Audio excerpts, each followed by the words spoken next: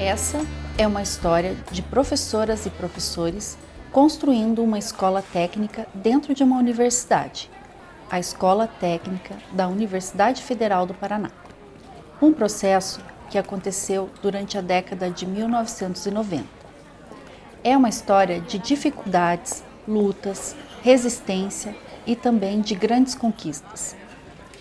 Esse foi um momento histórico de suma importância não só para essa escola, mas também para o colégio que se originou a partir dela, o IFPR. A Escola Técnica, que desde a sua incorporação pela instituição em 1942, só oferecia o curso técnico de contabilidade. Passou então, em 1991, por sua primeira etapa de expansão, na oferta de novos cursos.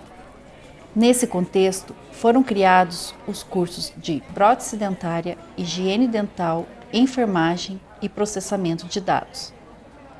Para entender esse contexto, é preciso voltar um pouco no tempo.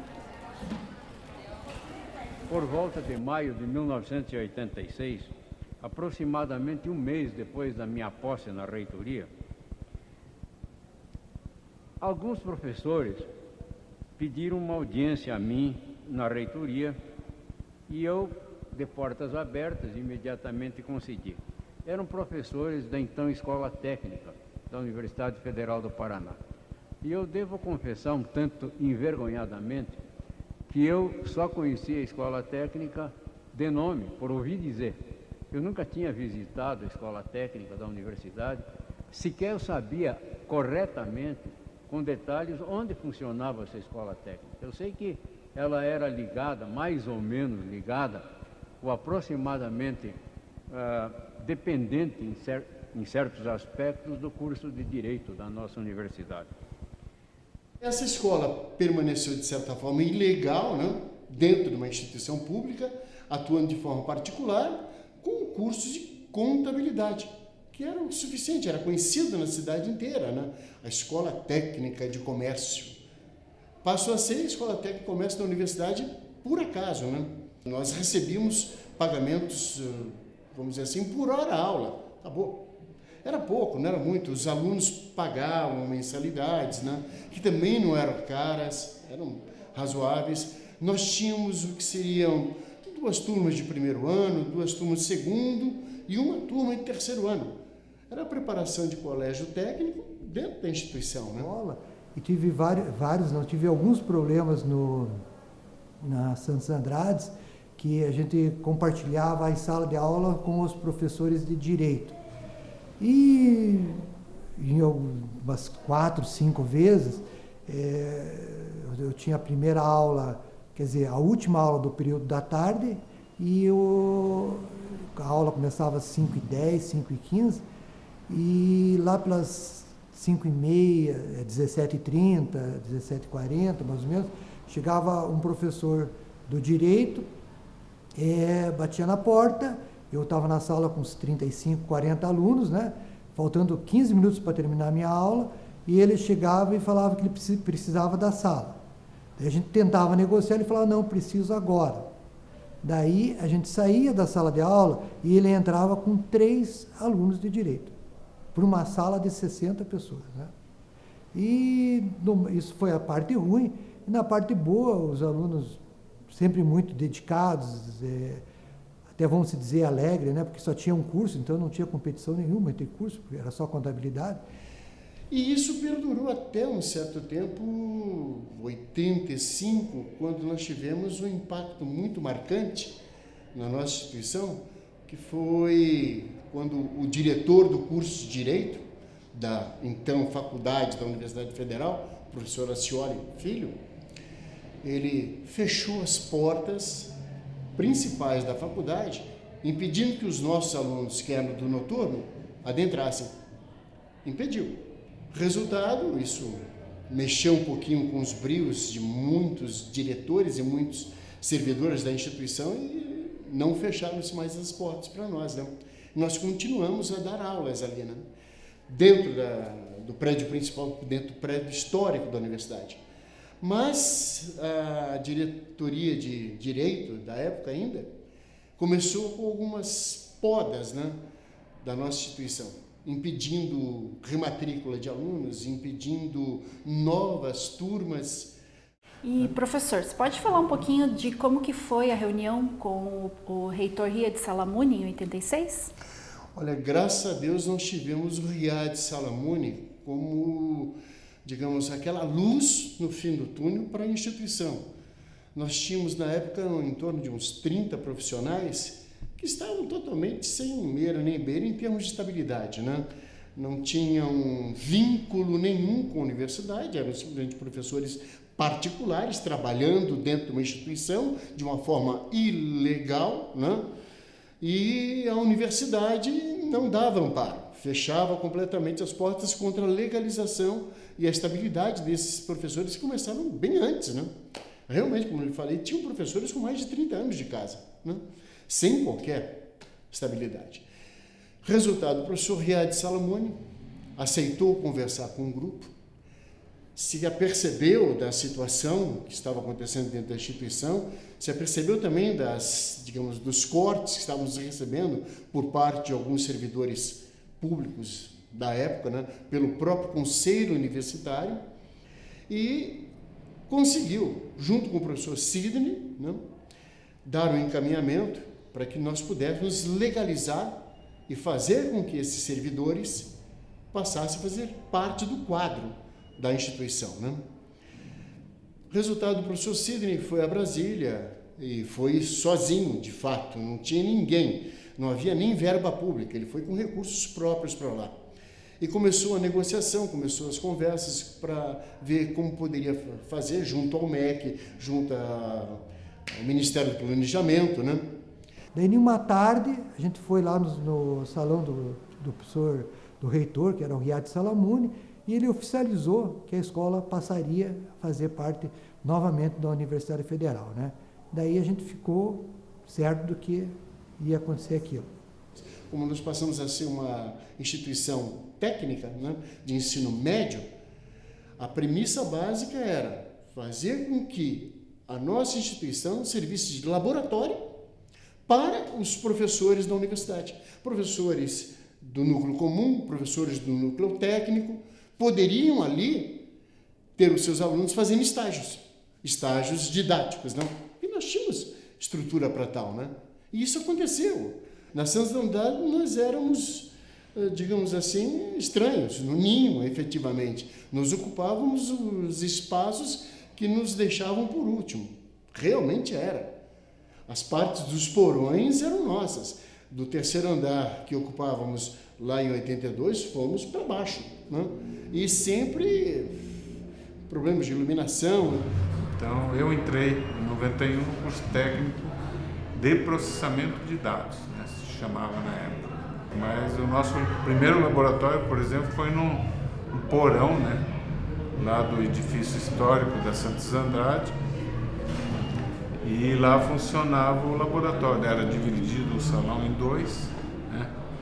E era o local, inclusive, que comentava que era o antigo ML, né? Daqui de Curitiba. E funcionava ali também a área de estudo do curso de medicina da Universidade Federal, né? Então era um lugar assim bem, digamos assim, pesado, né? Mas na época nós tínhamos muita dificuldade com relação a tudo, não tinha equipamento, entendeu? Era tudo ali da odonto, mas a odonto era a parte clínica, certo? Onde os alunos de odonto trabalhavam. Então nós tínhamos o curso no período da noite, certo? Então nós usávamos aquilo, nós tínhamos dificuldade de muita coisa, lamparina, de álcool na época. A gente tinha que sair muitas vezes comprar álcool, sabe? Tirar dinheiro do bolso da gente para podermos dar aula. Gesso, essas coisas básicas, né? E o prédio do Riad Salamuni, como é que foi essa chegada? Eu, particularmente, não acreditava. Mas daqui a pouco saiu os pilares, daqui a pouco saiu um primeiro barracão, uma estrutura da escola, metade, a primeira metade, não lembro quantas salas tinha, mas devia ser umas 5, 6 salas. que depois virou auditório, inclusive até. E daí começou a sair, foi indo e virou o que é hoje, né? Mas foi uma batalha muito grande. A construção de uma nova escola técnica da Universidade Federal do Paraná. Construção essa que não se resumiu à ampliação dos espaços físicos, à aquisição de novos e importantes equipamentos, mas principalmente na transformação sofrida num curto espaço de tempo. Passamos de uma simples escola de segundo grau, abrigada no seio de uma universidade, para constituirmos-nos em uma unidade universitária, equiparada assim aos demais setores da Universidade Federal do Paraná, com os mesmos direitos e com os mesmos deveres. Conquistamos, nestes últimos anos, assento nos colegiados superiores da instituição e integramos hoje o Conselho Universitário, o Conselho de Administração e Planejamento, o Conselho de Ensino e Pesquisa. De repente chegamos em um prédio todo adequado, com salas, pé direito elevado, com acústicas perfeitas, sem atrapalhar a sala. Foi maravilhoso, nós tínhamos um espaço comum. Foi em 1994 quando foi construído aquele prédio lá, certo? Só que aquilo ficou muito apertado, meu Deus do céu. Era uma coisa, sabe, uma coisa assim de louco. E o primeiro ano de um lado, e o segundo ano do outro, sabe? Parecia um chiqueirinho assim, sabe? Aí quando a gente mudou para o prédio do Centro Politécnico lá, aí o laboratório foi totalmente reequipado, né? Nós tínhamos vários cursos para poucas salas. Então, já no começo, antes de a gente conseguir construir outras salas, a gente tinha que sair da escola técnica, levar os alunos até o Centro Politécnico. Nós éramos 80 e poucos professores, né? A gente vivia num espaço pequeno e as relações elas aconteciam. Então eu acredito que a gente fazia tudo muito junto, a gente se envolvia. Obviamente tinham as pessoas que não gostavam muito do envolvimento, mas especificamente eu me lembro do grupo de educação física, né? E a gente se envolvia em tudo. Tanto que a gente assumiu uma coordenação de assuntos comunitários, então a gente fazia muito evento, muitas ações de atendimento à comunidade interna, à comunidade externa, e isso fortaleciam as relações, né? Professor, você lembra de algumas festas, eventos lá que aconteciam no Rio de Salamune? Sim, lá sim. Porque volta e meia, para motivar mais os alunos, festa junina se fazia, final de ano se fazia, arrecadações para campanhas de fraternais, né? Arrecadações de alimentos, arrecadações de roupa, sempre. Vinham as ideias do pessoal, atendimento lá na instituição. O decreto de número 2208 de 1997 estipulou que a educação profissional brasileira fosse ofertada de forma sequencial ou concomitante ao ensino médio. As regras deveriam valer já para o ano seguinte. A escola passou a ofertar um número maior de cursos pós-médios, além de um ensino médio regular geral. Apesar do decreto, alguns cursos continuaram na modalidade integrada ao ensino médio, ou seja, a escola resistiu.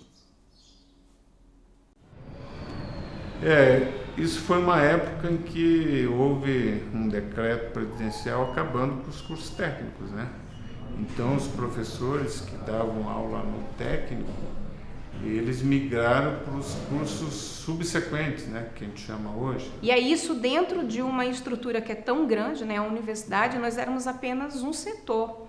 A gente era de uma carreira diferente, a gente ofertava cursos de modalidade de ensino diferente. Então, assim, era sempre um processo de muita resistência, de muito embate. As coisas nunca foram muito simples, né? até porque as nossas questões elas eram discutidas no Conselho Universitário. O Conselho Universitário discutia a educação superior, né? Então, eu atribuo a esse processo, a gente resistiu, a gente meio que pagou para ver o que iria acontecendo, mas a gente teve o endosso da direção, da gestão da época que pensava parecido. E professora, você sabe por que, mesmo com a determinação do governo federal, a escola continuou ofertando alguns cursos de modo integrado? Eu acredito que foi um pouco... Essa discussão ela aconteceu, eu me lembro que essa discussão ela aconteceu, até porque a gente tinha mudança de currículo, né? Mas eu arrisco dizer que houve como eu poderia dizer, eu acredito que a gestão, ela ajudou um pouco na resistência desse processo e dessa implantação, né? Esse foi um processo que eu acredito que foi sendo construído. Eu me lembro que a gente participou de muitos processos de formação. A gente sabia, sim, que isso impactaria, inclusive, com relação à questão financeira, né? Nós éramos um setor da escola, da universidade, então tinha uma implicação direta com relação aos recursos na época, e essa era a forma que o Ministério da Educação usava, realmente, até de coação, né? Não vai ter o recurso.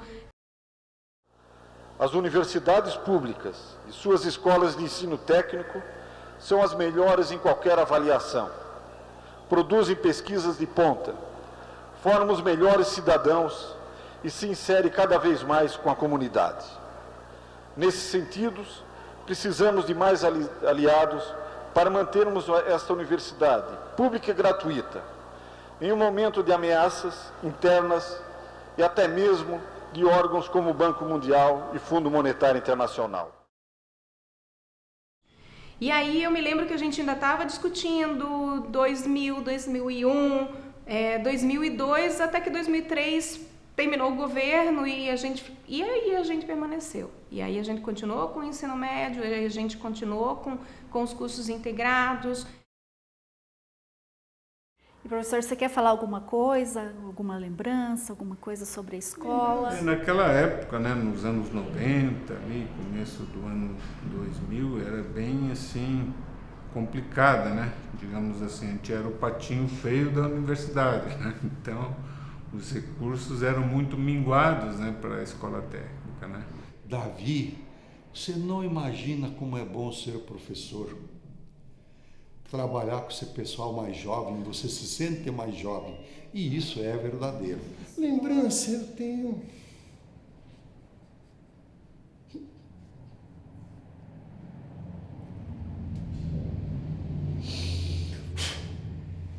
Desculpa, eu sou um pouco...